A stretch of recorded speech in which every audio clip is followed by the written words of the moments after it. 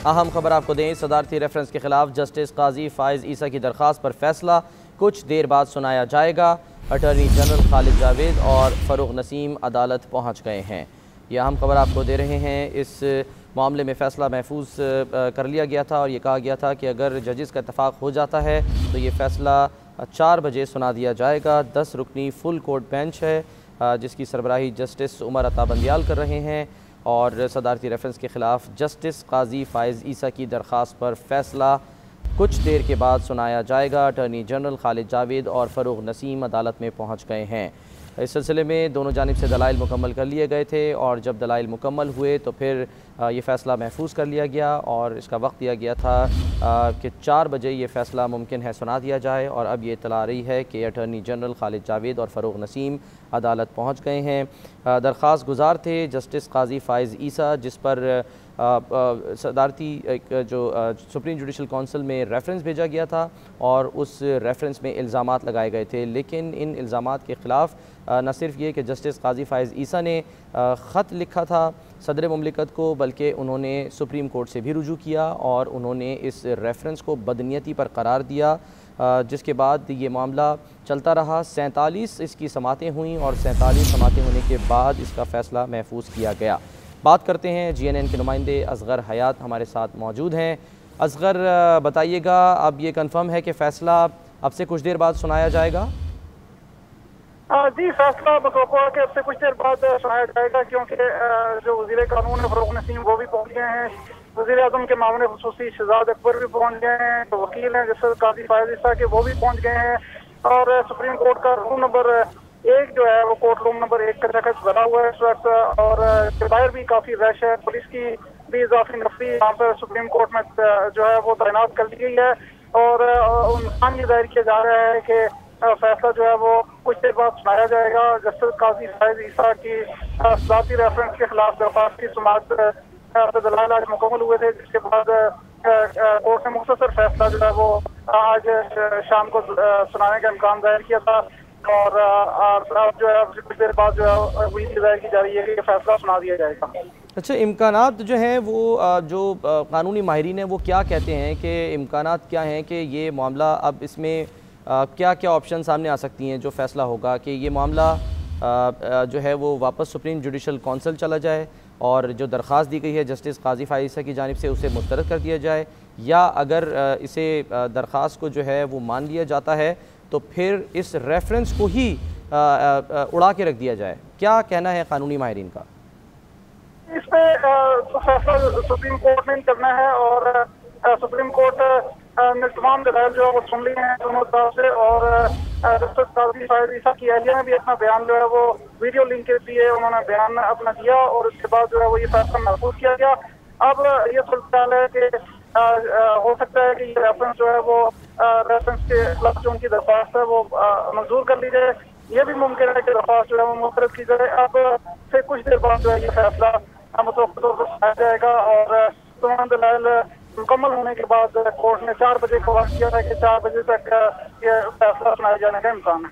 ठीक है, इस वक्त आप मनाजिर क्या देख रहे हैं? आप वहाँ पर क्या देख रहे हैं? कोर्ट रूम नंबर 1 है, आपने बताया खचाखच भरा हुआ है इस वक्त।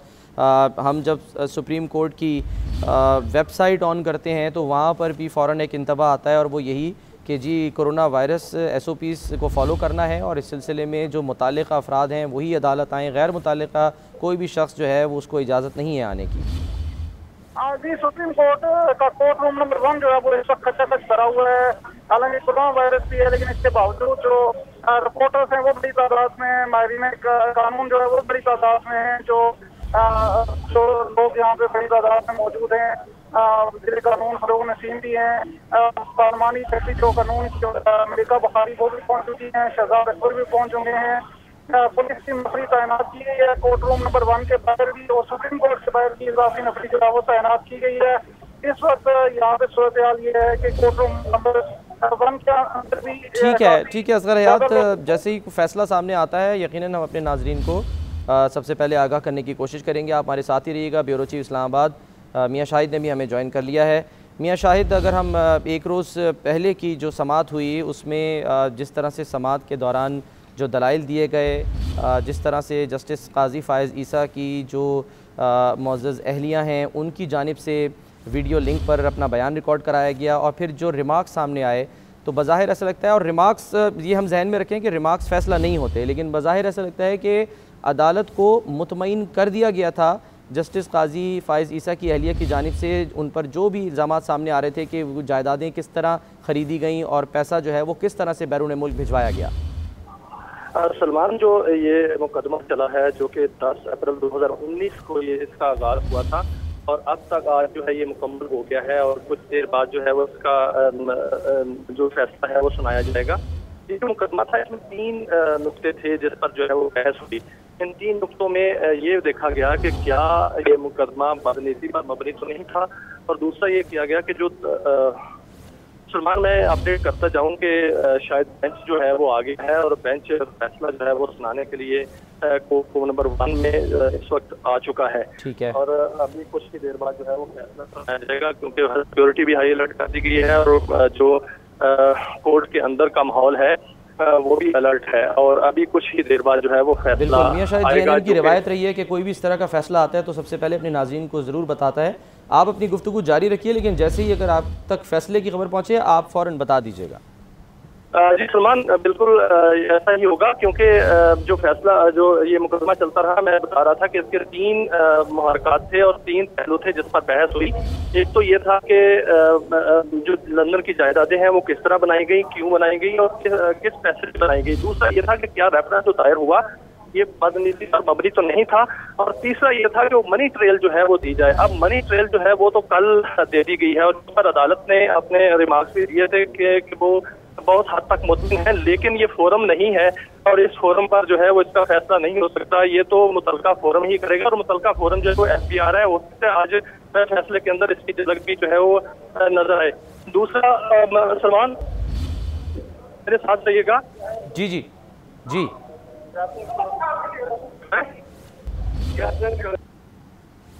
जी, मियाँ शाहिद हमारे साथ हैं और किसी भी वक्त फैसला सामने आ सकता है। मियाँ शाहिद हमें अपडेट करेंगे, बताएंगे क्या फ़ैसला है। रेफरेंस को कलअदम करार दे दिया गया है, ये बात सामने आ रही है। फैसला सामने आ गया है कि सदारती रेफरेंस के ख़िलाफ़ जस्टिस काजी फ़ाइज़ ईसा की दरख्वास्त पर अदालत ने फ़ैसला सुनाना शुरू कर दिया है और अब ये इत्तलात आ रही हैं कि जो रेफरेंस था उसको कलअदम करार दे दिया गया है। फ़ैसला अदालत की जानिब से सुना दिया गया है।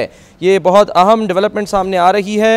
ये मामला जो कि अप्रैल 2019 से चल रहा था और इस सिलसिले में सदारती रेफरेंस दायर किया गया था और इस सदारती रेफरेंस में जस्टिस काजी फ़ाइज़ ईसा पर इल्ज़ामात लगाए गए थे और ये मामला सुप्रीम जुडिशल काउंसिल को भेजा गया था, जिस पर जस्टिस काजी फ़ाइज़ ईसा ने इस केस को डिफेंड किया। उन्होंने अपने वकील के ज़रिए डिफेंड किया, उन्होंने एक ख़त भी लिखा सदर मुमलिकत को। इसके अलावा उन्होंने सुप्रीम कोर्ट ऑफ पाकिस्तान से रुजू किया और अब ये जो रेफरेंस है इसे कलअदम करार दे दिया गया है। इसी पर हम बात करेंगे।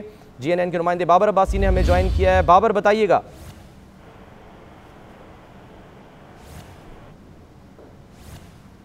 बाबर, आप हमें सुन पा रहे हैं? जी, जस्टिस काजी फ़ाइज़ ईसा की सदारती रेफरेंस के खिलाफ अपील को मंजूर करते हुए सुप्रीम कोर्ट ऑफ पाकिस्तान ने जस्टिस काजी फ़ाइज़ ईसा की के खिलाफ सदारती रेफरेंस को कलअदम करार दे दिया है। जस्टिस काजी फ़ाइज़ ईसा की जानिब से सदारती रेफरेंस के खिलाफ सुप्रीम कोर्ट ऑफ पाकिस्तान में अपील दायर की गई थी। इसके अलावा दीगर वकला की जानिब से भी सुप्रीम कोर्ट ऑफ पाकिस्तान में दरख्वास्त दायर की गई थी, लेकिन अब इस केस का फैसला सुप्रीम कोर्ट ऑफ पाकिस्तान ने सुना दिया है। मुख्तसर फैसला जस्टिस उमर अता बंदयाल ने सुनाया और इस फैसले के तहत सुप्रीम कोर्ट ऑफ पाकिस्तान ने जस्टिस काजी फ़ाइज़ ईसा के खिलाफ सदारती रेफरेंस को कलअदम करार देते हुए सदारती रेफरेंस के खिलाफ दायर अपीलें मंजूर कर लिए हैं। इस फैसले के मुताबिक जस्टिस काजी फ़ाइज़ ईसा के खिलाफ सुप्रीम जुडिशल काउंसिल में जो कार्रवाई जारी थी वो अब नहीं हो सकेगी। सुप्रीम कोर्ट ऑफ पाकिस्तान ने जस्टिस काजी फ़ाइज़ ईसा के खिलाफ रेफरेंस को बदनीति पर मबनी भी करार दिया है। ठीक है, आप हमारे साथ ही रहिएगा। बाबर अब्बासी, इरफान कादिर साहब ने हमें ज्वाइन किया है, कानूनी माहिर हैं, उनसे हम बात करते हैं। इरफान कादिर साहब, फरमाइएगा कितना अहम ये फैसला है कि रेफरेंस को ही कलअदम करार दे दिया गया है। सवाल ये था कि क्या ये रेफरेंस बदनीयती पर मबनी है, तो इससे क्या साबित होता है कि ये रेफरेंस बदनीयती पर मबनी था? ये मैं इस हद तक तो नहीं जाऊंगा कि ये बदनीयती पर मबनी था, लेकिन इसमें यह ज़रूर हो सकता है कि अगर उन्होंने प्रॉपर्टी की एक्सप्लेनेशन उनकी बेगम साहिबा अगर दे देती हैं और वो 9-10 माह पहले भी दे सकती थी, तो उससे कम से कम अगर उनकी एक्सप्लेनेशन जो है वो सही है और उनके पास सोर्स ऑफ फंड्स थे, तो उस पे अगर जस्टिस फायज ईसा को मुर्द इल्ज़ाम समझा गया तो उसमें गलत फहमी तो शायद हो सकती है, लेकिन बदनीयती के लिए उस किस्म का एविडेंस एटलीस्ट मेरी नज़र से गुजरा नहीं है सारे केस में।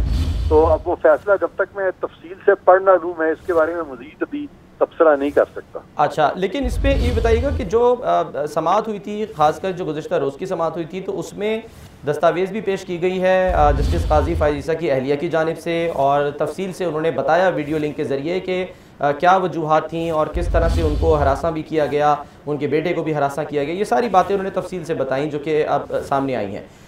ये कहा गया था अदालत की जानिब से, इसकी आप हम रहनुमाई फरमाइएगा कि जब रिमार्क्स होते हैं तो ज़ाहिर है वो अहमियत के हामिल तो होते हैं कि ये फ़ैसला मजाज अथॉरिटी ने करना है, और उसमें ज़ाहिर है उन्होंने कहा कि जो दस्तावेज़ हैं इसको कंफर्म या इसकी जो तस्दीक है वो FBR कर सकता है, जो मजाज अथॉरिटी है वो कर सकती है। लेकिन हम अब यहाँ ये देख रहे हैं कि जो फ़ैसला आया है उसको सिरे से ही कलअदम करार दे दिया गया है इस रेफरेंस को। हाँ, लेकिन अब इस पे ये देखना है कि अगर रेफरेंस कलअदम हो गया तो सुप्रीम जुडिशल काउंसिल ने जो नोटिस दिया था तो वो भी फिर इसका मतलब है कि उन्होंने शायद ये होल्ड किया कि वो भी कलअदम हो गया है, जो आपकी बातों से मुझे लग रहा है। तो गालिबन सारा जो फाउंडेशन थी वो इसी चीज़ पे थी कि उनकी बेगम साहिबा ने चूंकि डिक्लेयर नहीं की और ये उनकी फैमिली की प्रॉपर्टी थी डिक्लेयर नहीं की गई, तो उस बुनियाद पे ये रेफरेंस जो है वो दायर किया गया था। लेकिन अगर उनकी बेगम साहिबा की जो एक्सप्लेनेशन है वो अगर सुप्रीम कोर्ट ने उस पर फैसला दे दिया और उसको सही समझ लिया, तो फिर डेफिनेटली मैं समझता हूँ कि वो फैसला जो है वो उन्होंने रेफरेंस की बुनियाद पे उसको कलअदम करार दिया। ठीक है, इरफान गाजी सर साथ ही रहिएगा, जहमत आपको देंगे। बैरिस्टर अली ज़फ़र साहब ने भी हमें ज्वाइन किया है और साबिक अटॉर्नी जनरल अशतर औसाफ साहब ने भी हमें ज्वाइन कर लिया है। ज़रा बैरिस्टर अली ज़फ़र साहब की तरफ जाते हैं। बैरिस्टर साहब, आप फरमाइएगा, क्या अंडरस्टैंडिंग है आपकी, जो दरख्वास्त दी गई थी जस्टिस काजी फायज़ ईसा की जानिब से उससे मंजूर कर लिया गया है और रेफरेंस को कलअदम करार दे दिया गया है, अब इससे क्या जो है वो इसकी तशरीह की जाए कि ये रेफरेंस बदनीयती पर मबनी था? देखें, ये तो आप डिटेल फैसले पे डिपेंड करता है, लेकिन एक चीज़ तो बड़ी वाज़ेह है कि ये कलअदम करार दिया गया है तो उसका ये मतलब है कि रेफरेंस में फाइल किया था इसमें बहुत सारी कानूनी गलतियां थी। और वो आपको याद है जब किसी केस चल रहा था तो बहुत सारी ऑब्जर्वेशंस आ रही थी इस किस्म की जज साहिबान से, जो पूछ रही थी कि बता रही, वकील साहब से पूछ रही थी जज साहब कि क्या आपके मुताबिक इसका क्या जवाब है, और जवाब नहीं आ रहे थे। तो मुझे लगता ये है कि मेलसाइडे तो पता नहीं, बदनीयती तो पता नहीं, लेकिन कम से कम इतना जरूर होगा कि उसमें बहुत सारी कानूनी गलतियां थी रेफरेंस में, इसकी वजह से उसको कलअदम करार दिया गया है। ठीक है बैरिस्टर साहब, जी जी जी, हो सकता है ये भी उसमें जब तफसीली फैसला आए तो हो सकता है उसमें मेलसाइडे या बदनीयती का भी जो है, जो कुछ ऑब्जर्वेशन आ रही थी उसके ऊपर भी फैसला लिखा जाए, क्योंकि कुछ जज साहिबान ने कहा था ऑब्जर्वेशन में कि हम लिख रहे हैं और इसको अगर आपने आगे चलाया तो हम इसको बदनीयती पे भी फैसला कर सकते हैं। तो बड़ा एक अहम मोड़ है और मेरा ख्याल है कि कलअदम करार देना इटसेल्फ एक इतनी बड़ी बात है कि रेफरेंस कलअदम करार दिया, इसका मतलब है कि वो इनिशियल रेफरेंस गैर कानूनी था। और अब देखना यह है कि तफसीली फैसले में क्या कुछ लिखा गया है, उसके बाद हम जान सकेंगे क्या उसके रीजन। बैरिस्टर साहब जहमत देंगे, आप साथ ही रहिएगा। अशतर औसाफ साहब भी हमारे साथ हैं। अशतर साहब आप हमें सुन पा रहे हैं? जी अस्सलाम वालेकुम। जी अस्सलाम वालेकुम। अशतर औसाफ साहब फरमाइएगा। सर, एक दफ़ा नईम बुखारी साहब से पूछा गया था कि केस जो है वो वकील हारता है, तो उन्होंने कहा कि वकील भी कभी केस हारा है, केस तो मौक्कल हारता है, तो ये किसकी हार हुई है सर इस केस में? नईम बुखारी साहब ने बिल्कुल ठीक कहा था। असल में तो ये जीत ना जज की ना वकील की होती है, ये तो केस की होती है। और केस ज़ाहिर कोई फाइल शुरू करता है तो उसका एक मौक़िफ़ होता है और ये सरियन हुकूमत के खिलाफ एक इंडाइटमेंट है। हुकूमत के खिलाफ जो फैसला आया है वो उसकी 3 जो बुनियादी चीजें मुझे नजर आती हैं। एक तो ये कि जब हम माजी में देखते हैं तो हमें ये पता चलता है कि रेफरेंसेस को क्वॉश किया जाता है अगर वो बदनीयती में मबनी हो, गैर कानूनी तरीके से दायर किए गए हों और उसमें कोई शवाहिद ना हो। ये बुनियादी सी बात है जो कि सुप्रीम कोर्ट ने, फुल कोर्ट ने ले डाउन की। अच्छा। उसी को फॉलो करते हुए मुझे लग रहा है, जाहिर है जब फैसला पूरा आएगा तो उसमें सब चीजें लिखी जाएंगी। बिल्कुल ठीक है। अच्छा, आपने कहा कि यार ये जो है ये एक तरह की शिकस्त है हुकूमत की, हुकूमती मौक़िफ़ की, बहुत बड़ी शिकस्त है। ठीक है। अब बैरिस्टर अली ज़फ़र साहब, है ये ऐसा नहीं कि कोई केस हार गए हैं, वो एक स्टांस जो उन्होंने लिया हुआ था। एग्जैक्टली सर, इसी नुक्ते को मैं जरा आगे बढ़ा रहा हूँ, अगर आप इजाज़त दें, साथ ही रहिएगा। बैरिस्टर अली ज़फ़र साहब भी हैं। बैरिस्टर साहब ये फरमाइएगा कि अब अगर ये हुकूमती ज़ाहिर शिकस्त है जैसे कि अशतर औसाफ साहब भी फरमा रहे हैं, तो इसमें क्या आप कहेंगे कि साख को कितना नुकसान पहुंचा है? क्योंकि ये कोई मामला बड़ा सादा, कोई आसान सा मामला नहीं था। अप्रैल 2019 से ये मामला चल रहा था और इसमें एक सिटिंग जज पर इल्ज़ाम लगाया गया था, सिटिंग जज पर इल्ज़ाम लगाया गया था।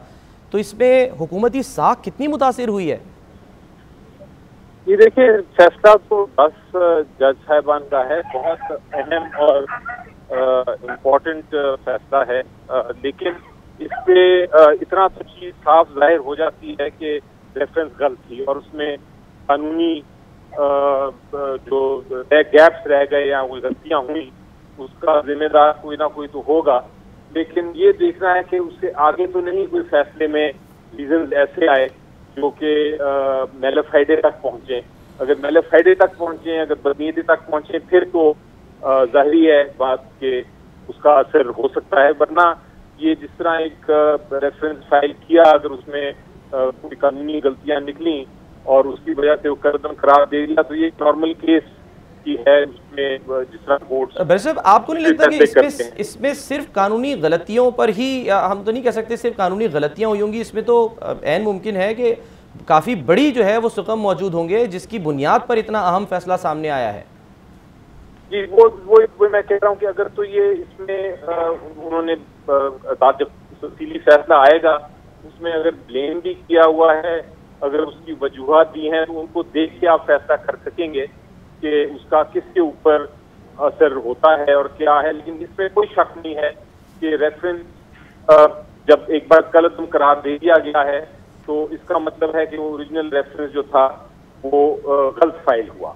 इसको तो कोई डिनाई नहीं कर सकता, क्योंकि 10 मेंबर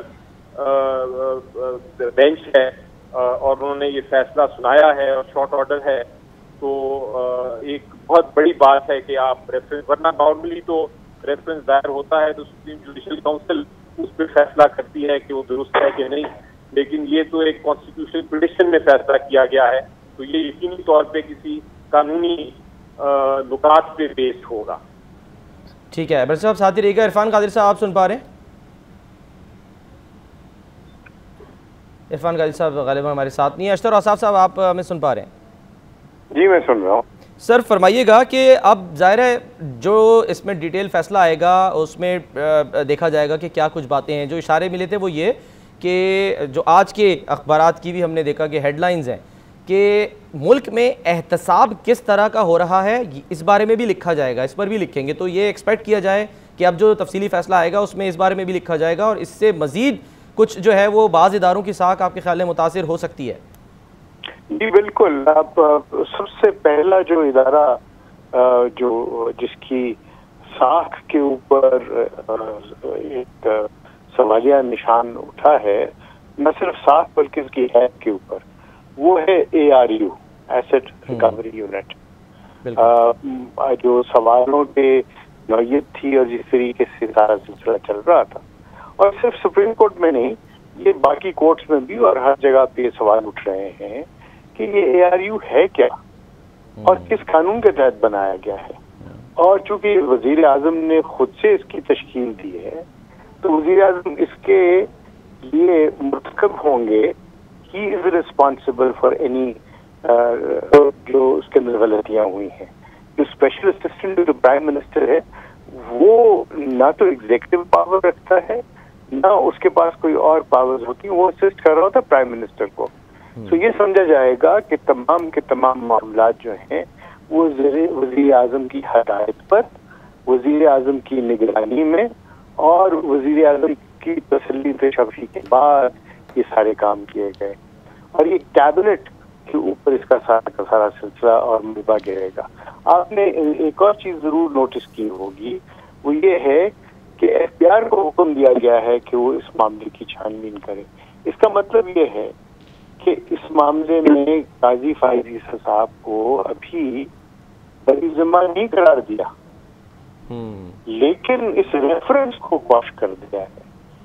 तो उसकी जो बुनियाद है वही जब कह दी उन्होंने कि बुनियाद ही गलत है, तो उसमें लाजमी तौर पर ये बात सामने सर, ये ऐसा ही है अशतर औसाफ साहब कि अगर एक किसी मामले में जो मामला हम एक जो है लोअर कोर्ट में हम हल करा सकते हैं, वो डायरेक्ट लेके कोई चला जाए अदालत उज़्मा के पास, तो ये कहा जाए कि भाई ये मामला यहाँ का नहीं है, ये तो बहुत नीचे का मामला है, आप इसको एकदम से अचानक इतनी ऊपर पे क्यों लेकर आ गए। ये सर ऐसा ही है, अगर सादा मिसाल दी जाए इसकी?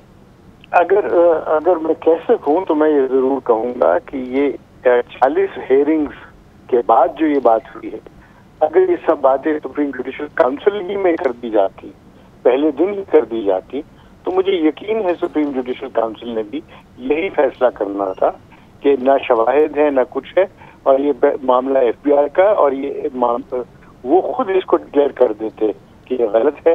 और तो आपकी दानिश में फिर ये मामला इतना आगे क्यों चला, ये 47 समातों तक क्यों गया आपकी दानिश में? ये असल में जब इशू आ जाए कि हुकूमत जो है उसने इस मामले को परसू करना शुरू किया जिस तरीके से, अगर वो न करते तो ये मामला जो है ये पहले ही निपट सकता था। ये आपने देखा कि हुकूमत ने इसके अंदर एक स्टांस लिया और आखिर तक वही स्टांस लेते चले गए। तो ये हुकूमत की वजह से, हुकूमत के स्टांस की वजह से, और ये जो ARU का जो एक उन्होंने बनाया हुआ था कि जी ये एक सैक्रोसैंक्ट इदारा है, एक ऐसा इदारा है जिसकी जो तहकीकात हैं वो काफ़ी हैं इस मामले में कि वो सुप्रीम जुडिशल काउंसिल में भी मामले को लेके जाया जाए, एक रेफरेंस की बुनियाद बनाई जाए। ठीक है सर, साथ ही रहिएगा, आपको साथ ही रहिएगा। रेफरेंस को जो उन्होंने क्वॉश कर दिया है तो वो उसकी बुनियाद ही को हिट किया है। ठीक है, बेस को ही जो है वो लाती है। इसको हम अदालती ज़बान में क्या कहेंगे सर कि एब इनिशो इसके लिए अल्फाज यूज़ होता है कि शुरू से ही ये जो है ये मामला गलत था? जी, अगर मैं कह तो नहीं सकता कि क्या होगा अल्टीमेटली, बट मैं ये जरूर कह सकता हूँ कि इट वाज नॉन एक्ट, यानी उसकी कोई हैसियत ही नहीं थी, वो एक गलत बुनियाद के ऊपर उस इमारत की तश्कील दी गई थी। ठीक है सर, साथ ही रहिएगा, साथ ही रहिएगा। आरिफ हमीद भट्टी साहब ने भी हमें ज्वाइन कर लिया है। भट्टी साहब, अब ज़ाहिर जो बातें सामने आएंगी वो आएगी कि साख जो है वो किस हद तक मुतासिर हुई है। उसमें जो हुकूमती एक इदारा है एसेट रिकवरी यूनिट ARU, उसकी साख कितनी मुतासिर हुई है, फ़रोग नसीम साहब की जो साख है वो कितनी मुतासिर हुई है, क्योंकि वो एकदम रिज़ाइन देते हैं, फिर वो वकील बन जाते हैं, फिर वो जैसे ही केस ख़त्म होता है वो फिर दोबारा से वज़ीर बन जाते हैं, ये भी देखा गया है। और हुकूमत की अपनी साख कितनी मुतासिर हुई है कि जब एक रेफरेंस को ही कलअदम करार दे दिया गया है। बिस्मिल्लाहिर्रहमानिर्रहीम। एक तो मोहतरम अली जफर और अशतर साहब अली साहब की मौजूदगी में मेरी राय तो बेमानी होगी, लेकिन यकीनी बात है हुकूमत के लिए ये एक सुबकी हुई है। एक जज के बारे में जब हम रेफरेंस दायर करते हैं तो उसके बारे में इस किस्म की एविडेंस मुकम्मल तौर पर होने चाहिए, क्योंकि अदालतों ने एविडेंस की बुनियाद पर सजा देनी होती है। तो मेरा ख्याल है जिस तरह खसूसन आपने नैब के क्या शहजाद अकबर साहब को तो फौरी तौर पर रिजाइन दे देना चाहिए, 7 रुकनी बेंच कह रहे हैं कि बदनीति की बुनियाद पर है, तो ये अल्फाज शायद मेरे ख्याल में तो बहुत सख्त है, क्योंकि मेरा ख्याल है इस रेफरेंस के पीछे कुछ तो ऐसे भी हकायक हैं जिसे मैं तो शायद ना कह सकूं। अली जफर और असद साहब अली खान साहब ये मानी माहिरा ये कह सकते हैं, लेकिन मेरा ख्याल है हुकूमत के लिए सुखी हुई है। और बज़ाहिर जो रिमार्क्स दिए जा रहे थे ऐसा ही लग रहा था कि फायज ईसा साहब के बारे में ये रेफरेंस कलअदम करार दे दिया जाएगा, और आज साथ ने मुख्तसर फैसला दे दिया था। हम डिटेल जजमेंट में देखा जाएगा कि वो हुकूमत के जो रेफरेंस भेजने का प्राइम मिनिस्टर का रोल है और जो प्रेसिडेंट ऑफ पाकिस्तान का रोल है उसके बारे में क्या नोट्स लिखते हैं। ठीक है, बड़ी साहब साथ ही रहिए। अली जफर साहब, सर आप सुन पा रहे हैं? जी सर। जी वैसे साहब फरमाइएगा कि आमतौर पे तो ज़ाहिर है देखा ये गया है कि कोई भी फ़ैसला आ जाए किसी के ख़िलाफ़ तो वो उसमें अपील जो है वो कर देता है, उसको नज़र सानी के लिए जो है वो दे देता है। इसमें गुंजाइश है, किया जा सकता है? जी हो सकता है।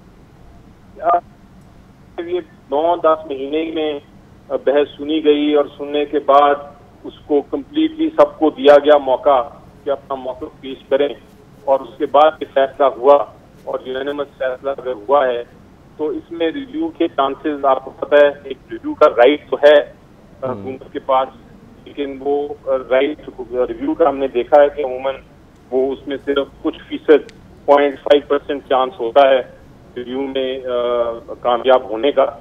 तो मुझे नहीं लगता कि इसमें कोई अब मज़ीद गुंजाइश है इस फैसले को तब्दील करने में।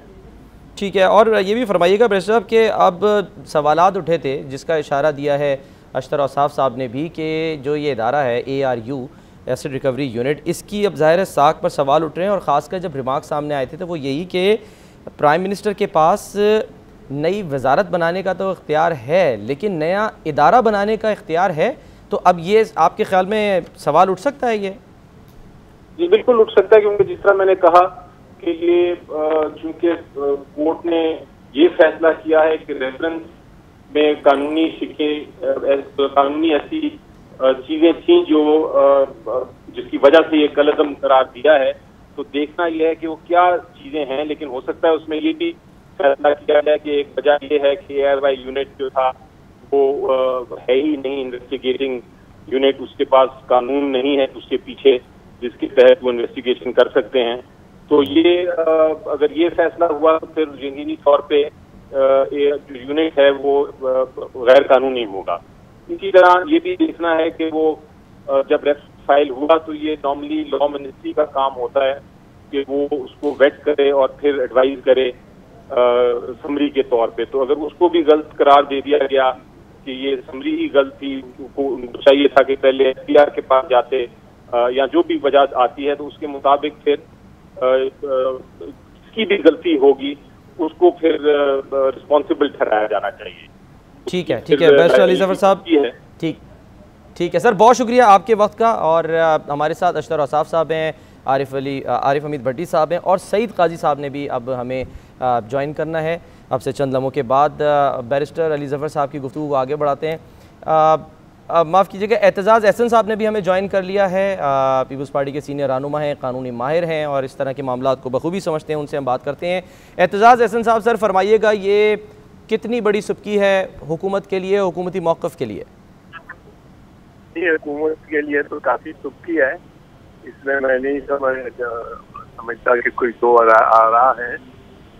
लेकिन ये किस बुनियाद पे उन्होंने कहा है कि ये रेफरेंस नहीं बनता या रेफरेंस बदनीयती पे मबनी है, वो जब तक पता न लगे इस पे तो कोई राय देना इतना आसान नहीं है। अगर आपको इल्म है तो मुझे बताएं। मुझे तो ये जो रिपोर्ट अभी जी असर रिवाज साहब, सर अभी डिटेल फैसला तो आना है, लेकिन हम जो बातें शेयर कर सकते हैं वो ये कि एक तो जो मुअज़्ज़ज़ जज साहिबान थे उसमें से ज़ाहिर 10 रुकनी फुल कोर्ट बेंच था, 7 जो हैं उन्होंने ये फ़ैसला दिया और 3 ने इख्तलाफी नोट भी दिया है, इजाफी नोट है, और उसमें उन्होंने ये तहरीर किया है जो इजाफी नोट है कि कोई जज कानून से बालातर नहीं है।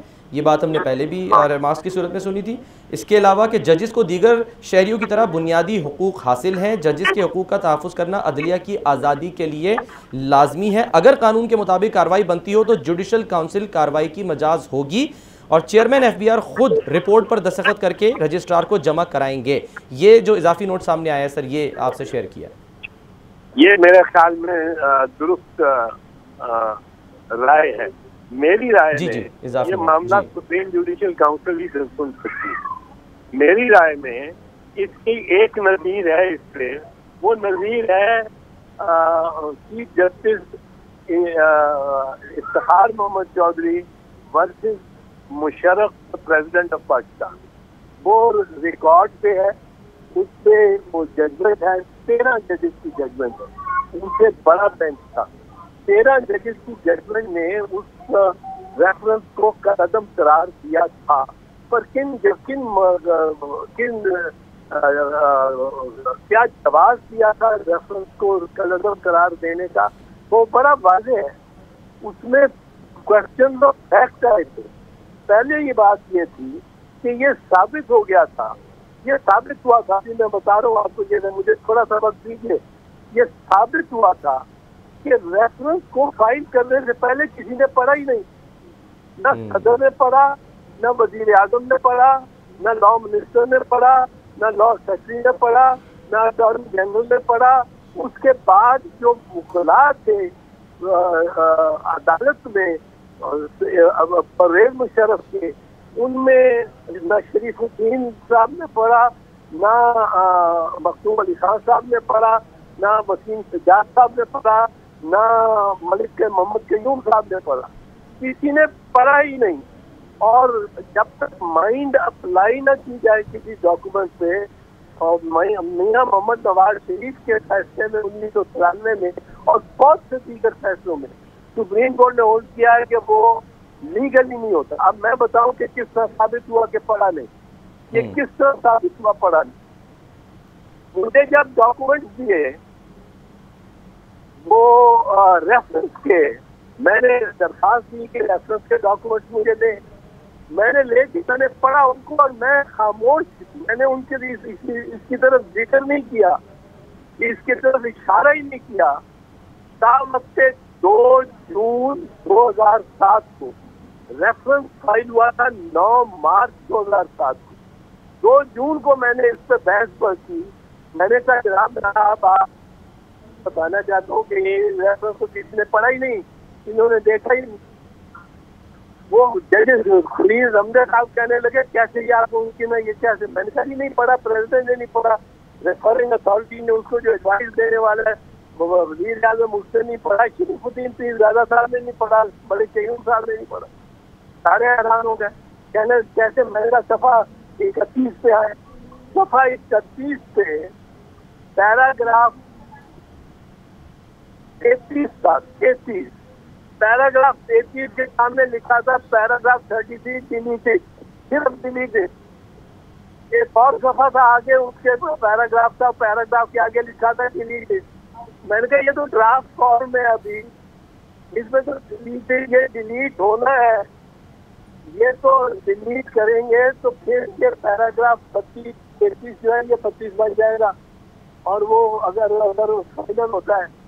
फिर मैंने कहा इनके ये जो इन्होंने इसके साथ 475 औराक लगाए हैं, मटीरियल लगाया, ये भी इन्होंने नहीं देखा। वो कहने लगे कैसे, पहले तो शोर पड़ गया इस पे, पैराग्राफ डिलीटेड पे, अदालत में शोर पड़, हर तरफ हर कोई कहना। दूसरा मैंने कहा ये दिखाता हूँ कि इन्होंने जो मटीरियल लगाया है रेफरेंस के साथ, वो भी नहीं किसी ने पढ़ा। कहने लगे कैसे, मैंने कहा जी 164 पेज पे देखे वो डॉक्यूमेंट है, 164 पे आए, 164 पेज पे जो डॉक्यूमेंट था उसमें ये लिखा हुआ था कि ये सिर्फ सुप्रीम कोर्ट के जज फलां फलां फलां नहीं है, नहीं सॉरी, बलोचिस्तान हाई कोर्ट के चीफ जस्टिस सिर्फ फलां फलां फलां नहीं है, उनके खिलाफ एक पैम्फलेट था। ये सुप्रीम कोर्ट के सारे जज ही फलां फलां फलां फलां फलां फलां है, और बहुत बेहुदा बातें लिखी, बेहुदा। मैंने कहा जी इसका क्या ताल्लुक है मेरी रेफरेंस के साथ या इफ्तिखार मोहम्मद चौधरी के खिलाफ अकेले के साथ। शरीफुद्दीन साहब खड़े हो गए, उन्होंने कहा ये गलती से रह गया, ये गलती से आ गया, इसको वापस कर दे कागज को। मैंने कहा ये वापस कर दे। खलील रमजा साहब कहने लगे ये वापस कैसे कर दो, ये तो तुम्हारा आपका मेन केस है, इस पर तो वो उठाएंगे रेफरेंस को। मैंने कहा मैं अगले पेज पे आ जाता हूँ, इसमें 8 पेजेस और हैं जिनमें ये याद बातें लिखी हुई हैं और सारे जजेस के बारे में लिखी हुई है। कोई इफ्तिखार मोहम्मद चौधरी के साथ उनका ताल्लुक नहीं, इन्होंने पढ़ा ही नहीं तो ये खींच लेते, निकाल लेते। ठीक है एजाज साहब, सर बहुत एक सवाल आपसे बड़ा इंपॉर्टेंट है, मुख्तसरन अगर आप सिर्फ बता सकें, बड़ी तफसील से आपने बताया। एक मिनट 1 लाख रुपया जुर्माना हुआ उसी दिन हुकूमत को। सब वकला ने, हुकूमती वकला ने कहा हमने पढ़ी नहीं रेफरेंस, हमने नहीं पढ़ी, हमें नहीं पता। ठीक है, ठीक है एजाज साहब। सर आपको इंटरप्ट करना पड़ेगा क्योंकि बराह रास्त इस वक्त जाहिर है जो वकला हैं हुकूमती वो भी गुफ्तगू कर रहे हैं, उनको सुन लें आप। अगर जहमत ना हो आप साथ रहिएगा, आपसे इस नुक्ते पर दोबारा बात करते हैं। साथ साथ अपने सहाफ़ी भाइयों का, बहनों का शुक्रिया अदा करता हूँ, उन्होंने भी हमारा साथ कंधे के साथ कंधा मिला के दिया। ये मुल्क की वसी तर मफाद का और सॉलिडेरिटी का, यूनिटी का मुजाहरा था। चारों सूबे इकट्ठे थे इस मामले में। ये कोई एक सूबा नहीं, चारों सूबे पाकिस्तान के जस्टिस काजी फायज़ ईसा के साथ थे, क्योंकि वो हक की बात करने वाला जज है, वो एक बहादुर जज है, उसमें जुर्रत है, खुल के बात करता है, अपने फैसले आज़ादाना देता है।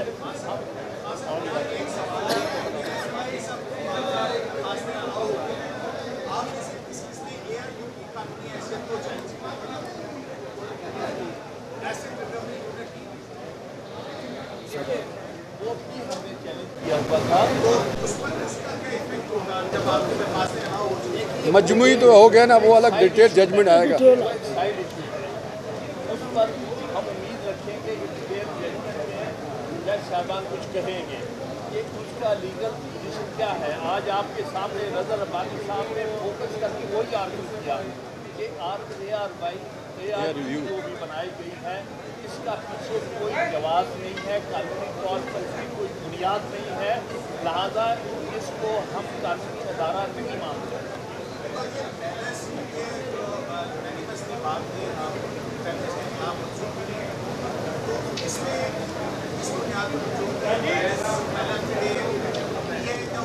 तमाम आर्गूमेंट प्रिवेल कर गए। तमाम आर्गूमेंट हमारे एक्सेप्ट हुए हैं, जिसमें पहला फायदे भी था, जिसमें प्री मैच्योर होना भी था, जिसमें लेक ऑफ एविडेंस भी था, लेक ऑफ एविडेंस,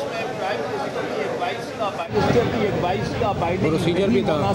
ये सारे कानूनी पॉइंट्स पर भी और जो हमारे फैक्चुअल पॉइंट थे जिसमें कि बैलेंस डिटेल तो जजमेंट में आएंगे, मजीद डिटेल में आएगा, लेकिन हम समझते हैं कि हमारे सारे पॉइंट्स जो हमने पेश किए थे वो सारे एक्सेप्ट। बस सही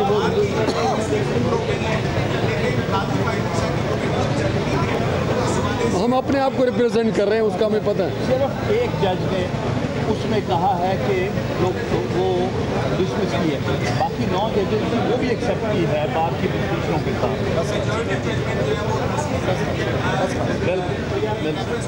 रेफरेंस ख्वाश हो गया मुतफिका, ये बहुत खुश है। वकला की जानिब से गुफ्तगू की जा रही है और इस मौके पर बताया जा रहा है कि जज साहिबान की जानिब से जो फ़ैसला सामने आया उससे सुनाया गया। आपको बताएं कि 3 जजेस की जानिब से इजाफ़ी नोट भी सामने आया है और इंतहाई अहम मामला ये रेफरेंस जो कि फ़ाइल किया गया था जस्टिस काजी फ़ाइज़ ईसा के ख़िलाफ़, और इस रेफरेंस के ख़िलाफ़ जस्टिस काजी फ़ाइज़ ईसा ने सुप्रीम कोर्ट से रुजू किया था और सुप्रीम कोर्ट में उन्होंने दरख्वास्त दी थी। ये मामला चला, 47 समातें हुई। इसी पर हम बात करेंगे। एक बार फिर हमारे साथ एतजाज़ एहसन साहब मौजूद हैं। एतजाज़ साहब, सर शुक्रिया आप हमारे साथ मौजूद रहे। फरमाइएगा अगर कोई पॉइंट बाकी रह गया जो मैं सवाल करना चाह रहा था वो ये कि क्या अब इस का इंतज़ार किया जाए कि तफसीली फ़ैसला सामने आए, या ये अंडरस्टूड है कि जो ये रेफरेंस था ये बदनीयती पर मबनी था? देखिए, बदनीयती तो मैं कह रहा हूँ, बदनीयती पर मबनी होने के लिए ठोस शवाहिद होने चाहिए ना। सिर्फ अदालत कह दे कि बदनीयती पे मबनी है तो वो बदनीयती पे मबनी नहीं हो सकती। 2000 ये आप याद रखें कि 20 अप्रैल 2010 से 20 अप्रैल 2010 से मैं आपको तारीख दूंगा, हवाला दूंगा आपको, आर्टिकल का या शिक का या पैराग्राफ का। इस मामले में मैंने क्योंकि जो सुप्रीम कोर्ट में इससे पहले एक हुई है उसको डिफेंड किया है और सक्सेसफुली डिफेंड किया है, उसको डिक्लेयर वो इलीगल और अनकॉन्स्टिट्यूशनल थी। उसमें वो 20 अप्रैल 2010 से अब हर शख्स ये हक है कि वो रेफरेंस फाइल कर सकता है किसी जज के खिलाफ। ये पहले सिर्फ सदर कर सकता था। 20 अप्रैल 2010 से 18वीं तरमीम की का इजरा जिस दिन से हुआ है, अब ये article 2000 any person can file a reference, इससे मुराद ये हुई है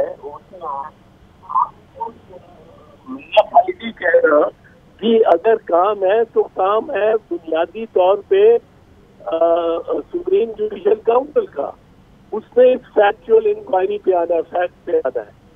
हाँ, जो मैलाफाई हमने साबित की थी, या तो वैसे ही साबित कर दे सदर ने दस्तखत नहीं किए और ये आ गई है ऊपर रेफरेंस, साबित कर दे वजीर आजम ने पढ़ी नहीं, देखी नहीं, दस्तखत नहीं किए, ये रेफरेंस कैसे बन गई है, इस किस्म की कोई बात कर दे या कोई जानी पर रुपया सदर के नाम से। एहतसाब साहब, जो आपने हवाला दिया है उसमें ज़ाहिर है माजी में ये कहा गया, उस वक्त मुशर्रफ साहब थे, कहा गया कि जी वो तो पाबंद है आइनी तौर पे कि रेफरेंस आता है उसको उन्होंने आगे करना है। इसी तरह से सदर मुमलिकत हैं वो भी आइनी तौर पर पाबंद हैं, तो फिर ये तो अपनी एक जॉब है जिसे पूरा करना ज़रूरी है।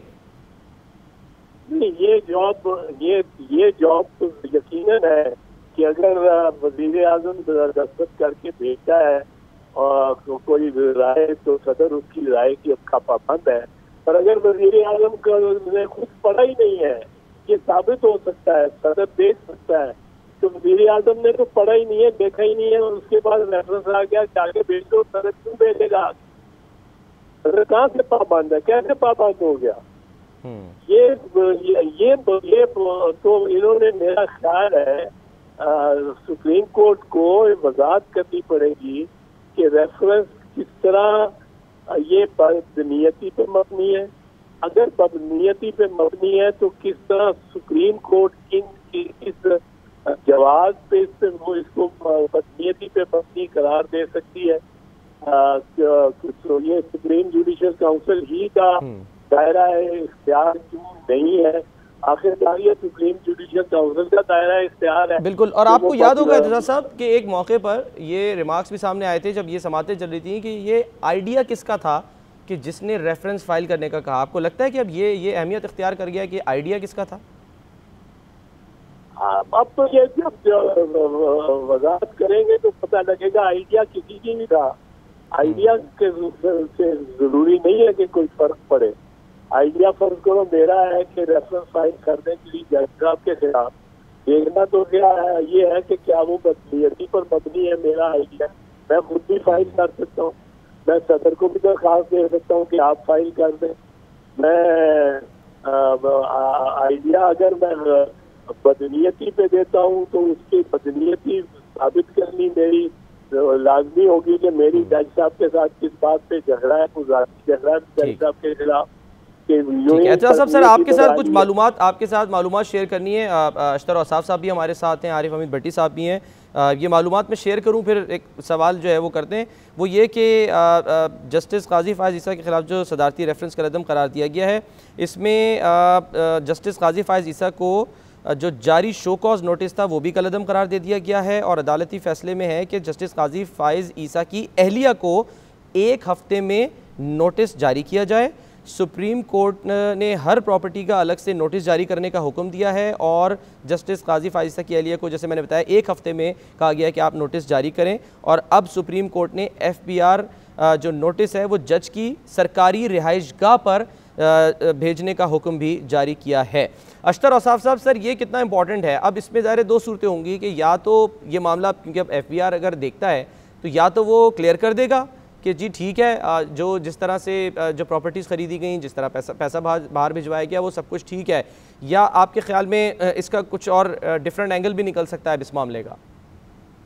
जी, आप याद करेंगे कि जब ये तजवीज़ दी गई गवर्नमेंट को, तो फरूक नसीम साहब ने मशावरत के बाद सदर से भी और वज़ीर आज़म से भी ये बयान दिया कि हमें कोई एतराज़ नहीं है कि आप इस मामले को FBR को भेज दें एफबीआर के आगे ये मामला जो है ये क्लैरिफाई हो जाए, लेकिन उनको टाइम बाउंड कर दें कि एक पर्टिकुलर टाइम पीरियड में इसका फैसला करें कि क्या ये प्रॉपर्टीज जो हैं वो डिक्लेयर्ड अमाउंट से खरीदी गई और क्या तरसील जो है वो स्टेट बैंक के रेगुलेशंस के मुताबिक हुई और क्या ये डिक्लेरेशंस में शामिल थी।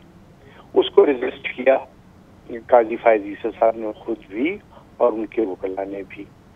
तो मामला जो है ये पहले दिन ही जो है वो गलत तरीके से गलत सिमत में चलना शुरू हुआ और मैं आपसे पहले भी अर्ज कर चुका हूँ कि हुकूमत की हरदर्मी की वजह से ये मामला तूल पकड़ गया, वरना ये मामला जो है ये था ही एफबीआर का।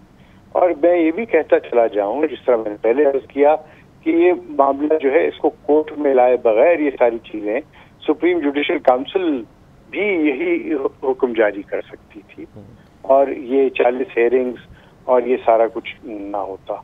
लेकिन अब जो हो चुका है उसका अब मलबा किस पे आ रहा है ये चीज देखनी जरूरी होगी। मेरे बड़े हैं, उस्ताद हैं एतराज एहसन साहब, सदर बाउंड नहीं होता हर चीज पे।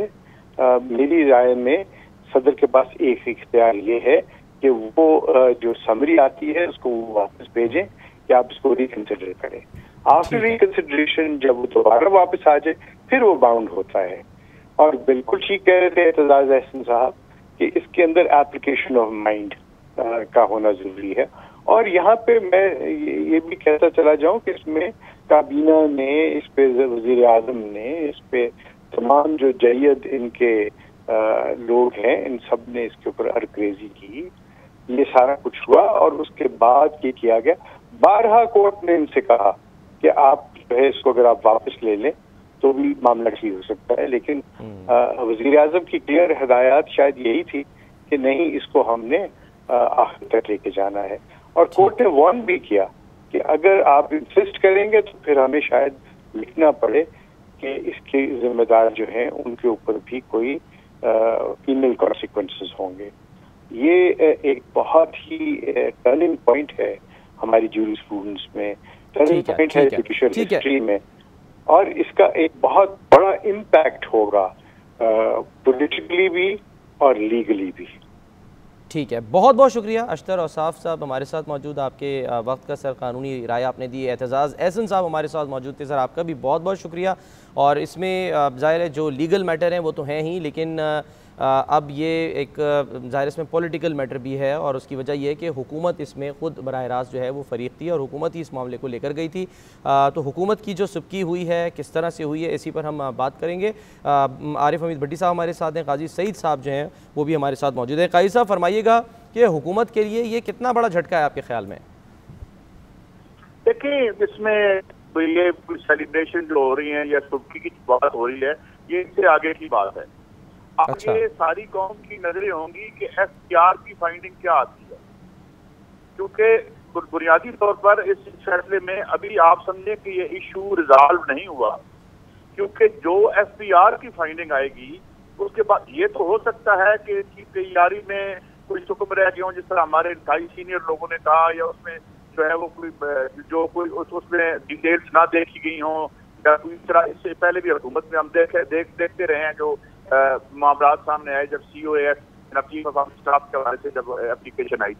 तो मैं ये समझता हूँ कि ये बात अभी अब जो फैसला है इसमें दोनों तरफ से मैं समझता हूँ कि ये बड़ा एक वाइज फैसला हुआ है कि वो इससे कि एक तो जो जुडिशरी की एक वकार था उसको भी मेंटेन किया गया है, और दूसरी तरफ से ये भी कहा गया है कि जो जाहिर है एक जबानी बयान पे जो एक जबानी बयान था तो सुप्रीम कोर्ट ने इसको रिफर कर दिया है, और साथ उन्होंने ये भी कहा है कि ये 7 दिन में करें और 2 माह में इसकी रिपोर्ट तैयार कर वापस लेके आए, यानी कोर्ट सुप्रीम जुडिशियल काउंसिल के सामने मैटर रखे। ये एक तरीका ये भी हो सकता है जब एफबीआर फैसला करता है तो फिर उसकी अपनी एक कोर्ट होती है, फिर आप हाई कोर्ट में जाते हैं, फिर आप सुप्रीम कोर्ट में जाते हैं, तो that becomes a very lengthy process. मगर इसमें तो फाजिल अदलिया ने हुक्म दिया है वो ये दिया है कि आप अभी वैसे डिटेल्स आनी है, मैंने जो इन्फॉर्मेशन गैदर की है मैं केयरफुली इस पे बात करना चाहता हूँ, तो वो अब 2 माह में अपनी फाइंडिंग मुकम्मल करके एफबीआर ये मामला जो है दोबारा से सुप्रीम जुडिशियल काउंसिल के सामने रखेंगे और जाहिर है उनके पास इख्तियार है कि ये, और तब पता चलेगा बैलाफ आईडी डिटेंशन का। अगर तो जो FBR है वो क्लियर करता है कि हर चीज जो है वो बिल्कुल शफाफ तरीके से ये पैसे गए हैं, शफाफ तरीके से कमाए गए हैं और शफाफ तरीके से खरीदी गई हैं, तो फिर मैं समझता हूँ ये हुकूमत के लिए बहुत बड़ी सुखी। ठीक है, काजी साहब सर साथ ही रहिएगा, सर साथ ही रहिएगा। भट्टी साहब, अगर ये मामला भी उसी तरह से इसको डील किया जाता, जैसे आपको याद होगा कि जब वज़ीर आज़म इमरान खान की हमशीरा का मामला आया था तो वो भी FBR को गया था, वहाँ पर मामला जो है वो टैक्स की अदायगी हुई, जो भी हुआ वो मामला रफा दफा हो गया। तो अब सवाल ये नहीं उठेगा कि ये मामला भी आप सीधा FBR के पास ले जाते, वहाँ से उठाते, ना कि इसको एकदम सुप्रीम जुडिशल काउंसिल रेफरेंस, और फिर वो अब रेफरेंस ही जो है वो कलअदम करार दे दिया गया। देखिए, रेफरेंस तो अब हुकूमत ने भेजना था, उसी रेफरेंस के ऊपर तो आज फुल कोर्ट ने दिया। एतजाज अहसन साहब ने जो सबसे अहम बात की है, जितना मैं सबको सुन रहा हूँ, यानी माहिरीन को, उन्होंने कहा अगर उन्होंने दिखा कि बदनीति पर मुबनी है तो उन्हें साबित करना होगा, जज साहबान को वजाहत देना होगी कि किस वजह से बदनीति पर मुबनी है। क्या रेफरेंस भेजने वाले की मोहतरम जस्टिस साहब से कोई नाराजगी थी, खफा थी, ताहम इस चीज को एस्टेब्लिश करना भी एक मुश्किल होगा। इसका इशारा आज उनके वकील की जानिब से दिया गया था, मुनीर मलिक साहब की जानिब से दिया गया था। किसी एक केस की वो एग्जांपल दे रहे थे कि उसमें जो फैसला जिस जज ने तहरीर किया था, बस लगता है कि उसी को सज़ा देना मकसद है, ये इशारा दिया गया था मुनीर मलिक साहब की जानिब से। वो देखें, रिमार्क्स में तो फरोग नसीम साहब ने भी बहुत सारे इशारे दिए थे और मोहतरम जज साहबान ने भी दिए थे। बहरहाल आज का फैसला यकीनन हुकूमत के लिए एक अच्छा फैसला नहीं है। यही वजह है कि जज साहबान के खिलाफ कोई रेफरेंस भेजते हुए बहुत ज्यादा उसको आईनी और टेक्निकली तौर पर देखना चाहिए और आनी माहिरीन से मुशावरत करने के बाद देना चाहिए, क्योंकि जब आसफ सईद खोसा साहब चाहते तो इसको पहले दिन ही रद्दी की टोकरी में फेंक सकते थे। जब ये सुप्रीम जुडिशल काउंसिल या चीफ जस्टिस के पास पावर है कि वो समझे जो रेफरेंस आया इसके अंदर बिल्कुल जान नहीं है, कोई डॉक्यूमेंट्स नहीं है, कोई एविडेंस नहीं है, तो उसको समाअत के लिए वो मुकर्रर ही नहीं करते। मुकर्रर करना एक ख्याल था उस वक्त के चीफ जस्टिस साहब का कि शायद इसमें है, ताहम अब मोहतरम जज साहबान ने फुल कोर्ट ने एक रेफरेंस दे दिया है। हमें देखना होगा कि FPR इस पर क्या फैसला करती है। अगर FPR मोहतरम फायज ईसा साहब की अहलिया के बारे में कोई एलिगेशन लगाती है तो उसकी कानूनी हैसियत क्या होगी? क्या उससे सुप्रीम जुडिशल काउंसिल के पास जाएगा या मुतलका नीचे किसी अदालत में ले जाया जाएगा? काजी के मुकदमे का फैसला आ गया है। सुप्रीम कोर्ट ने सदारती रेफरेंस के खिलाफ जस्टिस काजी फायज ईसा की दरख्वास्त पर मुख्तसर फैसला जारी कर दिया है। फैसले के मंदरजात क्या हैं, बात करेंगे GNN के नुमाइंदे बाबर अब्बासी हमारे साथ मौजूद हैं। बाबर, बताइएगा फैसले में क्या लिखा है?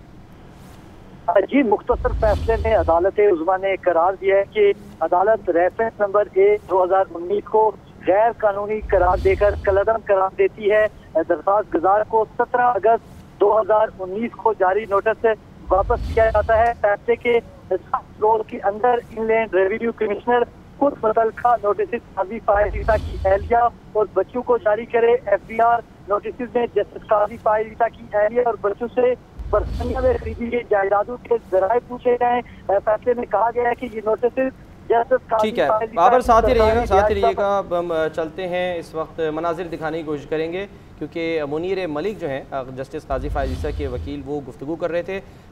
उन्होंने क्या गुफ्तगू की अपने नाज़रीन को बताएंगे। बाबर, आप अपनी बात जारी रखिए। जी, इस फैसले में ये कहा गया है कि ये जो नोटिस FBR की जानिब से जारी किए जाएंगे ये जस्टिस काजी फायज ईसा की सरकारी रिहाइशगाह पर जारी किए जाएं।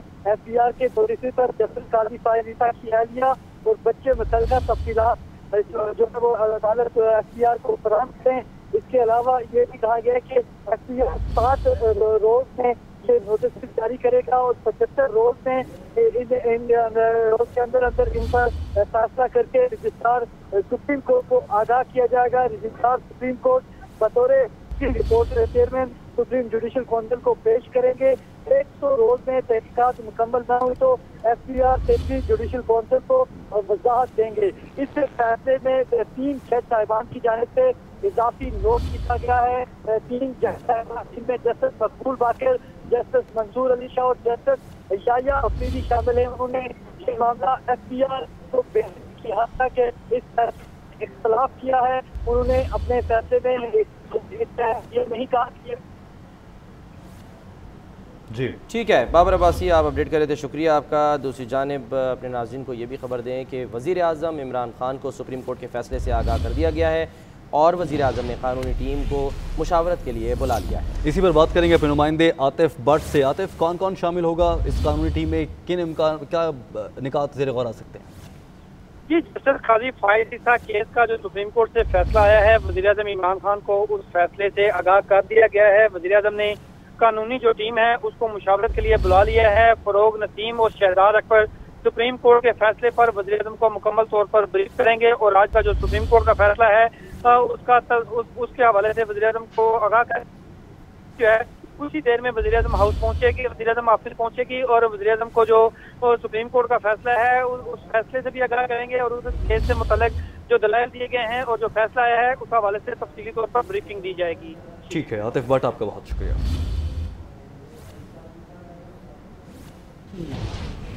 जस्टिस काजी फाइज ईसा केस के फैसले के बाद हुकूमती रद्द अमल भी सामने आ गया है। साबिक वज़ीर कानून और विफाक के वकील फरोग नसीम ने कहा है कि केस हार जीत का नहीं था। तो जस्टिस काजी फाइज ईसा केस के फैसले के बाद अब हुकूमती रद्द अमल भी सामने आ गया है और फरोग नसीम जो इस वक्त तक तो वकील हैं और इससे पहले वो विफाकी वज़ीर थे, उन्होंने कहा है कि ये केस जीत हार का नहीं था। क्या कहा ये देखते हैं।